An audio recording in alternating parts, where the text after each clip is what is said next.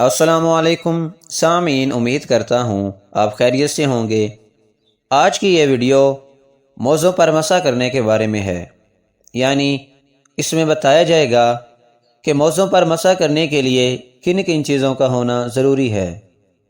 Video شروع کرنے سے پہلے گزارش ہے کہ اگر آپ اس چینل پر نیو ہیں تو کائنڈلی اس کو سبسکرائب کریں، اور اگر آپ نے پہلے اس کو سبسکرائب کیا ہوا ہے تو مزید شیئر کریں۔ جزاک اللہ۔ سامعین، موزوں پر مسح کرنا جائز ہے اور پاؤں کا دھونا افضل ہے۔ جو چیزیں موزوں پر مسح جائز ہونے کے لیے ضروری ہیں ان میں سے پہلے نمبر پر ہے کہ موزہ ایسا ہو کہ اس کو پہن کر سفر کر سکے اور مسلسل 3 میل چل سکے اور پاؤں ٹخنوں سمیت ڈھک جائیں۔ اگر موزہ اتنا چھوٹا ہو کہ ٹخنے موزے کے اندر چھپے ہوئے نہ ہوں تو اس پر مسح درست نہیں۔ پس موزہ میں یہ 4 صفات ہونی چاہیے۔ موزہ ایسا دبیز یعنی کہ موٹا ہو کہ بغیر کسی چیز سے باندھے پیروں پر ٹھہر جائے۔ موزے کو پہن کر 3 میل یا اس سے زیادہ پیدل چل سکیں اور اس کے نیچے کی جلد نظر نہ آئے۔ پانی کو جذب نہ کرتے ہوں، یعنی اگر ان پر پانی ڈالا جائے تو ان کے نیچے کی سطح تک نہ پہنچے۔ پس مندرجہ ذیل قسم کے موزوں پر مسح کرنا جائز ہے۔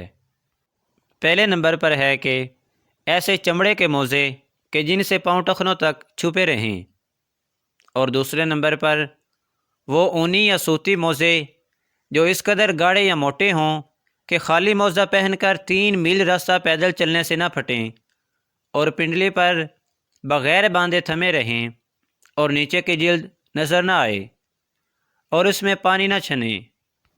موزوں کے نیچے اگر کپڑے وغیرہ کی جراب پہنے ہوئے ہو تو تب بھی موزوں پر مسح کرنا جائز ہے، اور کپڑے وغیرہ کی جرابوں پر مسح کرنا درست نہیں۔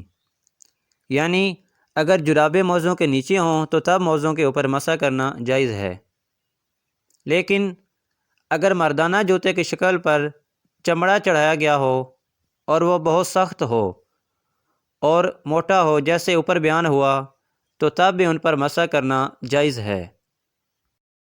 سامعین، مسح میں 2 فرض ہیں۔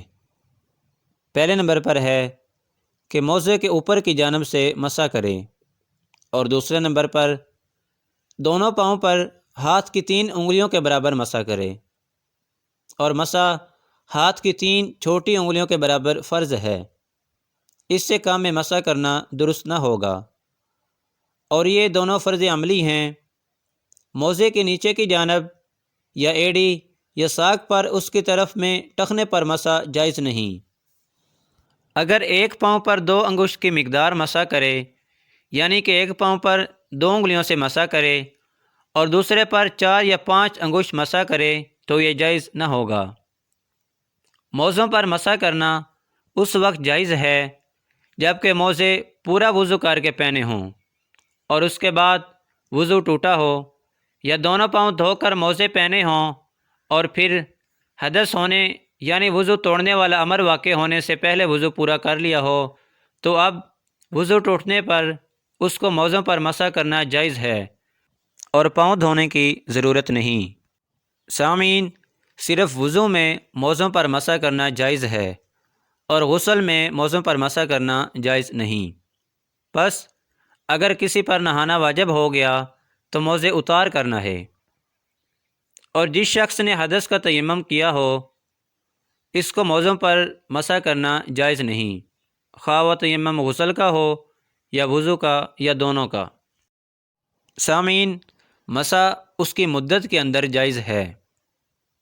کسی نے جمعہ کو فجر کے وقت وضو کر کے موزے پہنے، پھر عصر کے وقت اس کو حدث ہوا اور اس نے وضو میں موزوں پر مسح کیا، تو اگر وہ مقیم ہے تو دوسرے دن یعنی ہفتہ کو عصر کے وقت اسی ساعت تک اس کے لیے مسح کی مدت باقی رہے گی، یعنی ایک دن اس کی مسح کی مدت باقی رہے گی۔ اور موزہ بہت پھٹا ہوا نہ ہو۔ بہت پھٹا ہوا ہونے کی مقدار پاؤں کی 3 چھوٹی انگلیاں ہیں، خواہ سوراخ موزہ کے نیچے یا اوپر یا ایڑی کی طرف، اور اگر سوراخ ٹخنے سے اوپر پنڈلی میں ہو تو یہ مسح کا معنی نہیں ہے، کیونکہ یہ مسح کی حد سے باہر ہے۔ پس اگر 3 چھوٹی انگلیوں کی مقدار پاؤں کھل گیا یا چلتے ہوئے پاؤں کھل گیا تو اس پر مسح جائز نہیں، اور اگر اس سے کم پھٹا ہو تو مسح کرنا جائز ہے۔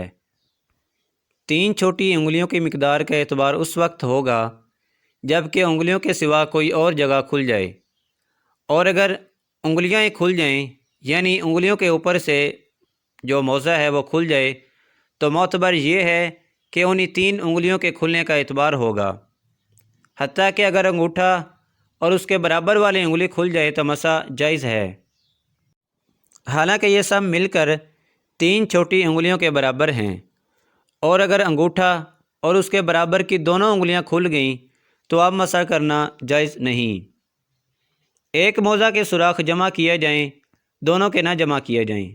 پس اگر ایک موزہ کئی جگہ سے تھوڑا تھوڑا پھٹا ہوا ہے اور اسے جمع کر کے 3 انگلیوں کے برابر ہو جائے تو مسح کرنا جائز نہیں، اور اگر کم ہے تو پھر مسح کرنا جائز ہے۔